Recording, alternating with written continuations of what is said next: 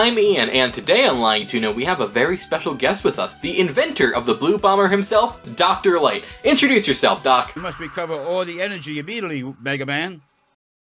Yeah, this was a mistake, wasn't it? That's a good question. Mega Man, one of my favorite series in all of gaming, second only to that glitchy blue rat guy. It's also a series that was as good as dead just a few years ago. Seriously, I know it's all in the past now, but thinking about the 2010s for the Blue Bomber still gives me flashbacks to the absolute atrocities against this robotic bastard carried out by Capcom. After the release of Mega Man 10 in 2010, basically anything the Mega Man franchise touched was cancelled. Mega Man Legends 3? Cancelled. Mega Man Universe? Cancelled. That weird Maverick Hunter FPS reboot thing that no one talks about? Cancelled. Which, granted, might have been for the best. That last one looked kind of awful, but even so, as a fan, watching all these projects get slashed one after the other was really heartbreaking. It really felt like there was no return in sight for the series. I mean, don't get me wrong, there was some attention given to him during this time.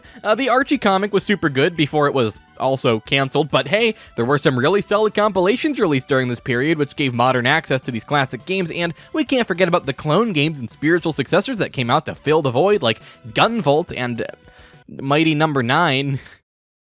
Okay, yeah, no, this was a miserable time for Mega Man fans, but it is also in the past. After being subtly teased in Mega Man Legacy Collection 2, the Blue Bomber finally made his big comeback in the 2018 release, Mega Man 11, and holy shit, this game is almost 2 years old now. This actually came out on my 21st birthday. Not relevant to anything at all, but it is a true fact. I was pretty damn excited for this game. I even bought the special edition version for the Switch. Look at that snazzy amiibo I'll never open. Beautiful. But again, it's been almost 2 years since this game released, and I still never gave it any attention on the channel, so let's change that. Fuck, that fell down. Let's change that and give Mega Man 11 the attention it deserves. Popping the game in, the first thing we get is some story, which in a pretty refreshing twist goes into the events that turned a young Dr. Wily into an enemy of Dr. Light, and damn! Young Wily's looking fine as hell! Apparently in their youth, Wily and Light had opposing ideas regarding the future of robots and were proposing them to this council. Light wanted to delve into AI and independent thought, nice Mega Man X foreshadowing there, while Wily wanted to use these gears to magically make robots stronger and faster. Yeah, okay, I get why they went with Dr. Light's idea instead.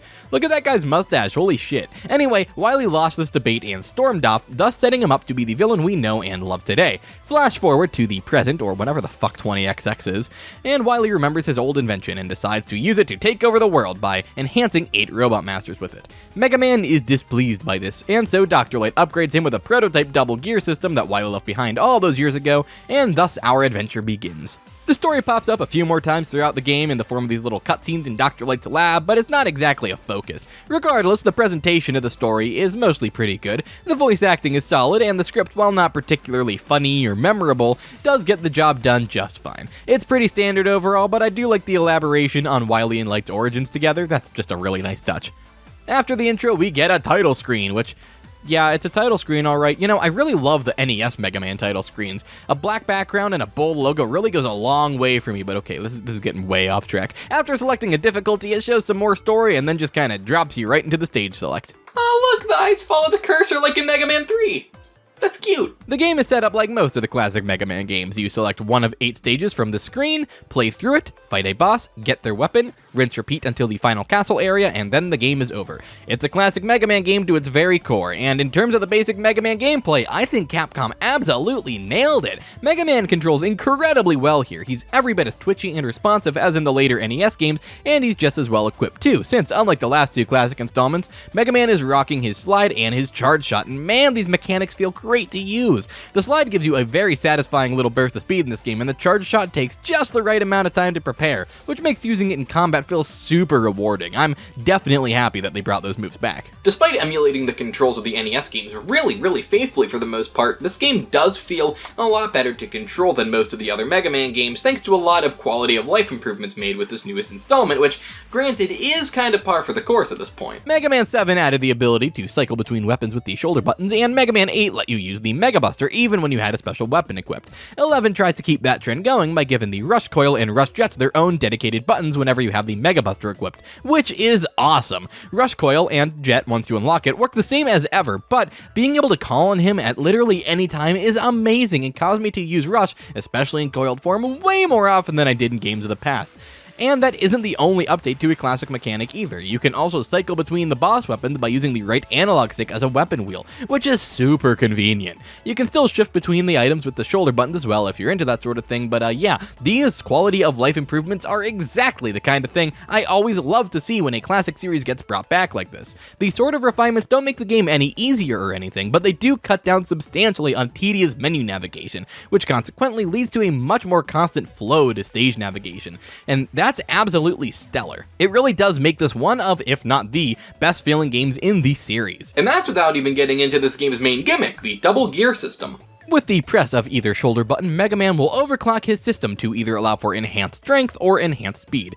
There's also a third mode where you can use both gears at once if you're at low health, but I forgot about it and I didn't use it a single time in this entire playthrough, so yeah. The power gear is, I don't know, I don't really use this one too much. Don't get me wrong, it is a fun concept, but in practice, powering up the Mega Buster just isn't super handy to me. Where it really shines is when it's paired with the boss weapon. This allows you to overcharge them into more powerful forms, much like charging a special weapon in Mega Man X. Even then, I don't find myself doing this too often since they discharge more weapon energy this way, which is an excellent way of balancing this mechanic out. I'm a really big fan of this. However, it totally pales in comparison to the speed gear. When this feature was first shown off, I was actually very concerned about it. I figured it would either be used as a crutch to complement some lazy level design, or it would just act as an automatic win button for more experienced players and make things way too easy. Turns out my fear was entirely misplaced, since this mechanic is actually really well implemented. Speed gear slowing everything around you down to a crawl is a very fun mechanic, and it's definitely expected to be utilized during certain auto-scrolling segments such as this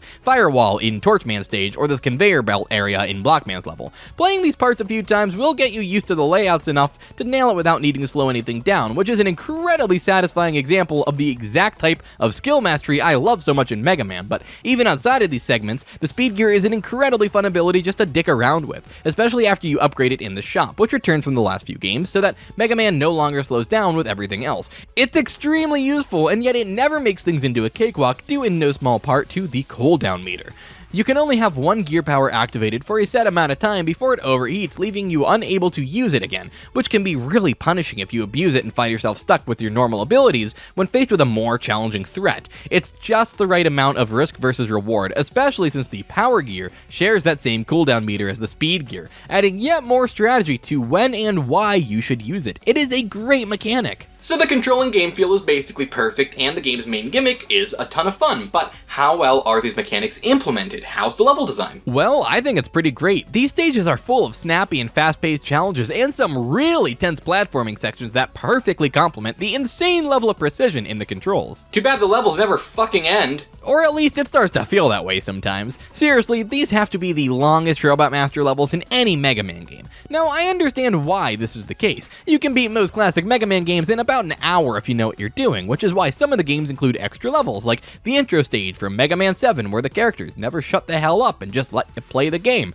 I totally understand why padding was seen as a necessity here, and while it's better than, say, Mega Man 3's approach, where you just replayed 4 stages again, it still isn't perfect, and I'd say most stages feel like they go on for like a third of the way too long. I think a major factor in this feeling is the checkpoints, or lack thereof. This game is really stingy with checkpoints, at least on the normal difficulty and higher, and like, it's Mega Man, so you're probably gonna die and get sent back pretty far in the levels, and that gets really annoying after a while. And that really is a shame because once again, the level design here really is great. Great enough, in fact, that I do think it makes up for the pretty wonky pacing.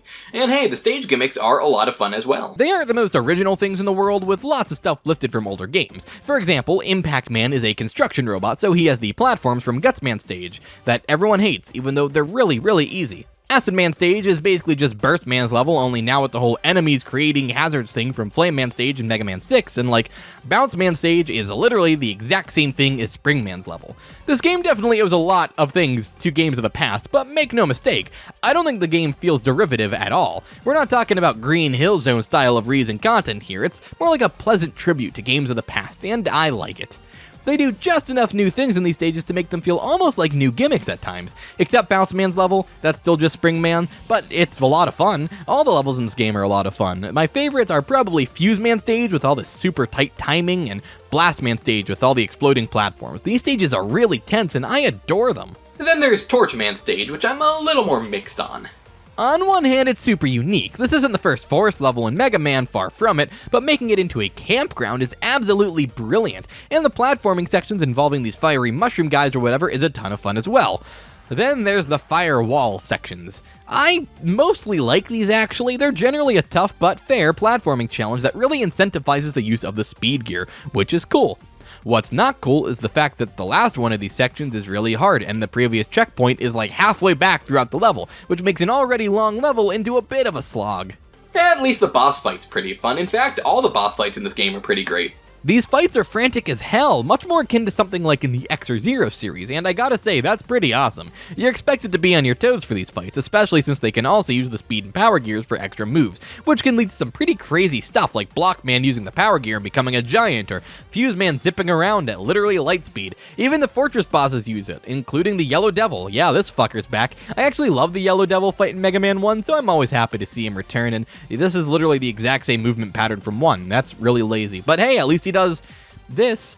Powered up Chain Blast makes really quick work of him. In fact, all these bosses are super susceptible to their weaknesses in this game, and I know that's kind of the point, but they feel extra potent this time around, especially when using the power gear, and honestly, I love it. It is so satisfying to wipe the floor with these guys, especially since the weapons, while doing a ton of damage, don't stun lock the enemies like in some of the past games.